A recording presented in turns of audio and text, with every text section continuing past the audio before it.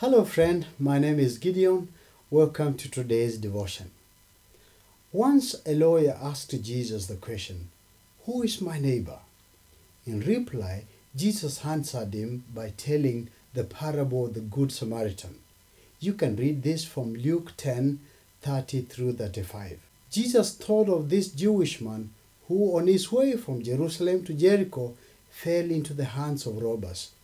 These robbers robbed him, stripped him naked, beat him up, and left him half dead at the side of the road.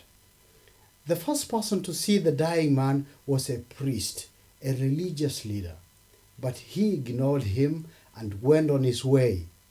The second person to come by was a Levite, another religious official, but he too ignored the dying man and passed by him. The third man to come to the scene was a Samaritan, somebody from a different tribe. But when the Samaritan saw the dying man, he had pity on him. He went down to him, washed his wounds, dressed them, carried the man on his donkey to a doctor, and paid all his medical bills.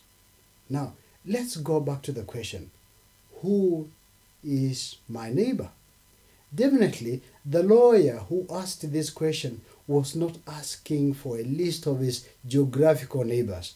He must have known them.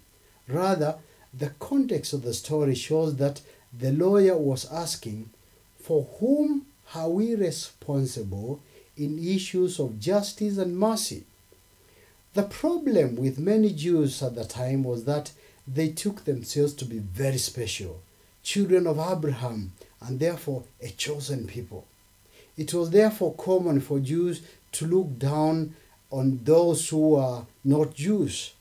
No wonder then, again and again, the law of Moses commanded compassion and justice for the non-Jews. But in spite of the law, this discrimination had advanced so much that to many Jews, only the blood relatives got the treatment of a neighbor. This is seen clearly in the parable of Jesus, where in spite of both the priest and the Levite being Jews, and religious leaders for that matter, they did not pity the dying Jew. Most likely, he was not a relative. They did not know him and therefore did not care. Now, contrary to the belief and practice of the day, Jesus comes in with a better and more godly definition of a neighbor. According to Jesus, your neighbor is anybody you come into contact with, whether for 20 minutes or for 10 years, whether you're a blood relative or a foreigner, whether of your religion or not, and whether or not they belong to your social class. And so, now that Jesus has told us who our neighbor is, how do we treat them? The parable Jesus gave reveals 5 ways we treat our neighbors. 1. Like the lawyer, we may just end up discussing our neighbor's problems, but do nothing positive to change their situation. 2. Like the robbers, we may take the wounded and the helpless neighbor for someone to use and exploit. 3. Like the two religious Jews, we may become too holy and self-centered that our neighbor is always a problem to avoid by all means. 4.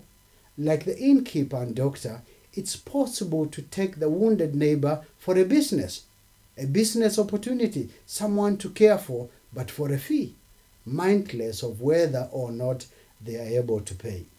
And 5th, like the Samaritan, we can see the neighbor as a human being like us, worthy our pity and our love. You see, it is very easy to come up with reasons why we can't help a neighbor.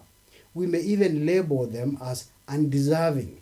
But it helps to remember that we did not deserve Christ's love in the first place. It is the example of the Samaritan, the merciful Samaritan, Jesus wants us to emulate. Any needy person is your neighbor, and it is our responsibility to care and love them as Christ loved us. My name is Gideon Mumo. Thanks for logging in.